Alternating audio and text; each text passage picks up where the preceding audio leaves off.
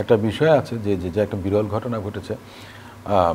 দুজন শীর্ষ নেতা, একজন রাষ্ট্রের শীর্ষকর্তা ব্যক্তি আর একজন এই মুহূর্তে বাংলাদেশের সবচেয়ে বড় রাজনৈতিক নিয়ামক বা শক্তি হিসেবে প্রতিষ্ঠিত, যেটা বাংলাদেশ জাতীয়তাবাদী দলকে নেতৃত্ব দিচ্ছেন।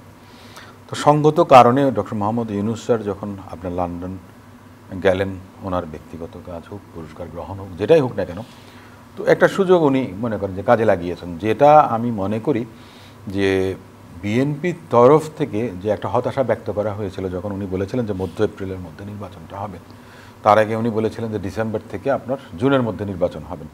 উনি ওনার কথার মধ্যেই থেকেছিলেন, কিন্তু বিএনপির যে প্রত্যাশা ছিল যে ডিসেম্বরের মধ্যে নির্বাচন হতে হবে, এবং 2-3টি রাজনৈতিক দল ছাড়া প্রায় সকলেই আপনার 23টি দল, 26টির মধ্যে 23টি দল বলেছিল ডিসেম্বরের মধ্যে নির্বাচনটা হওয়া উচিত। তখন আপনার সেই প্রেক্ষাপটে মাননীয় প্রধান উপদেষ্টা তিনি যখন বললেন যে মধ্য এপ্রিলের মধ্যে নির্বাচন, তখন কিন্তু হতাশা ব্যক্ত করাটা কিন্তু সহজ, কারণ মাত্র অল্প কয়েকটি রাজনৈতিক দল বলেছে। ইভেন জামাত ইসলাম বলেছে মধ্য এপ্রিল থেকে মধ্য ফেব্রুয়ারিতে নির্বাচন হলো তাদের আপত্তি নেই। একটা রাজনৈতিক দল যারা অপেক্ষাকৃতভাবে তরুণ নতুন, তারা বলেছেন যে না, সংস্কার কিংবা আপনার সেখানে কিন্তু জুনও কিন্তু আপনার শেষ হয় না, কারণ সংস্কার বিচার এটা তো একটা দীর্ঘ আপনার প্রক্রিয়া, আইনি প্রক্রিয়া। সংস্কার একটা মানে চলমান রাজনৈতিক সংস্কৃতি বলেন,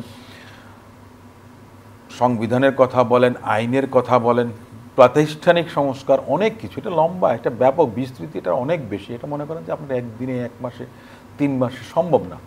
আশঙ্কাটা যা শহীদ ভাই যেটা বলেছেন যে মাননীয় প্রধান উপদেষ্টা কিন্তু বাট এ ধরনের একটা কিছু রেখে দিয়েছেন। উনি বলেছেন যে বিচার সংস্কার সেগুলোতে যে সন্তোষজনক অগ্রগতি হয়, তবে মধ্য ফেব্রুয়ারি না, দুঃখিত, রোজার আগে প্রথম সপ্তাহে নির্বাচনটা হতে পারে। এখন ওই জিনিসটা স্যার বলেননি যে কতটুকুতে আপনি সন্তুষ্টি লাভ করবেন, এই কথাটা কিন্তু বলেননি, তাই না? আপনি কি 20% আগতে পারলে, না 30%, না 40%, না 50%, কোনটা আপনি এটা বলেননি। এখন আমি ধরে নিতে পারি, আমি যদি বলি যে আপনি যেইটা আপনার আশা ব্যক্ত করেছেন, আপনি ওটা যদি আপনার টার্গেট ফুলফিল যদি আপনার আগেই হয়ে যায় ডিসেম্বরে, তাহলে ডিসেম্বরে নির্বাচন দিতে কোনো অসুবিধা নেই।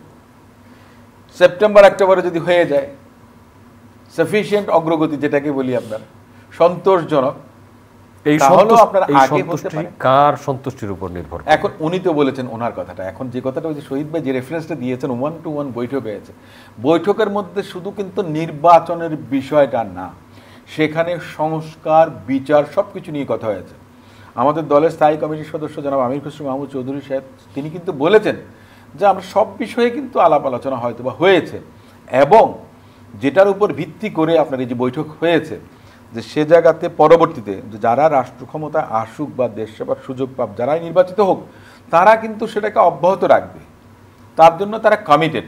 এই কমিটমেন্টটা রাখতে প্রস্তুত বিএনপি সবসময়, কারণ বিএনপি পায়নিয়ার। 2016 সাল থেকে আপনার যদি রূপকল্প 2030 বলেন, 22-এ এসে 27 দফার কথা বলেন, কিংবা ভারপ্রাপ্ত চেয়ারপারসন জনাব তারেক রহমান সাহেব বলেছেন যে 31 দফা কর্মসূচি রাষ্ট্র সংস্কারের। এখন যত সংস্কারের কথা আমরা দেখছি, এগুলো তো সব ওর মধ্যেই কিন্তু আছে।